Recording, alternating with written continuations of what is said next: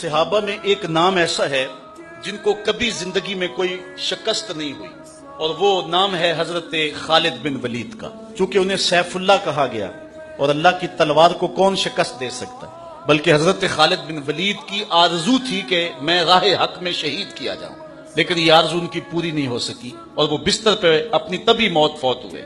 تو حضرت خالد بن ولید جس جنگ میں بھی گئے ہیں انہیں کامیابی ہوئی۔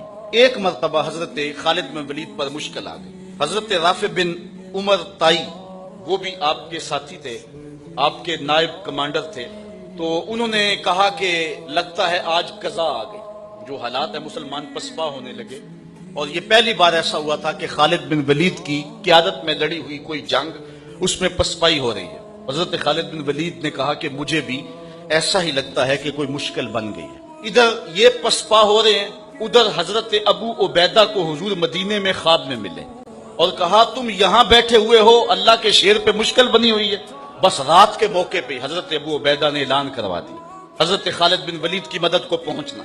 ایک دم قافلہ تیار ہو گیا، یہ لشکر تیار ہو کے حضرت ابو عبیدہ کی قیادت کے اندر جب نکلا تو راستے کے اندر انہوں نے ایک منظر دیکھا کہ لشکر سے تھوڑا سا ہٹ کر کے ایک نقاب پوش سوار بھی ساتھ ساتھ چلتا جا رہا ہے۔ تو حضرت ابو عبیدہ نے اپنے جاسوس سے کہا کہ جاؤ اس کو دیکھو یہ کون ہے، اور کچھ لوگ لے جاؤ اور اس کو پکڑ کے لے آؤ۔ جب لوگ ان کے قریب گئے تو انہوں نے کہا کہ میرے قریب نہ آنا، میں حضرت خالد بن ولید کی بیوی ام تمیم ہوں۔ تو کہا کہ تم رات کے موقع پہ لشکر کے ساتھ اس مشکل حالت میں کیوں جا رہی ہو؟ تو انہوں نے کہا کہ جب حضرت ابو عبیدہ نے اعلان کروایا نا جنگ کے لیے نکلو، حضرت خالد بن ولید پہ مشکل آئی ہوئی ہے، تو میں پریشان ہو گئی کہ اللہ کے اس شیر پر کبھی مشکل آئی تو نہیں تھی، تو کیا ہوا؟ تو میں نے جب غور کیا تو ان کی ٹوپی گھر رہ گئی ہے جس میں حضور کے بوئے مبارک سیے ہوئے ہیں، اور جب بھی وہ جنگ پہ جاتے ہیں تو وہ ٹوپی نہیں بھولتے۔ تو آج وہ میں نے غور کیا کہ ان پہ مشکل کیوں آئی ہے، تو میں نے غور کیا تو ٹوپی گھر پڑی ہوئی ہے، میں ان کو ان کی امانت دینے جا رہی ہوں۔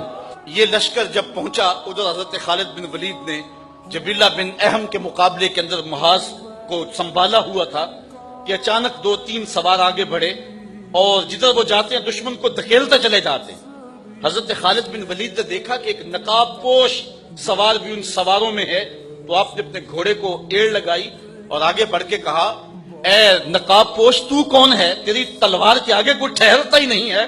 تو اس نے تھوڑا سا پردہ سرکایا، کہا مجھے پہچانتے نہیں، میں تمہاری بیوی ام تمیم ہوں، اور تم حضور کے بالوں والی ٹوپی بھول آئے تھے تو میں دینے آئی ہوں۔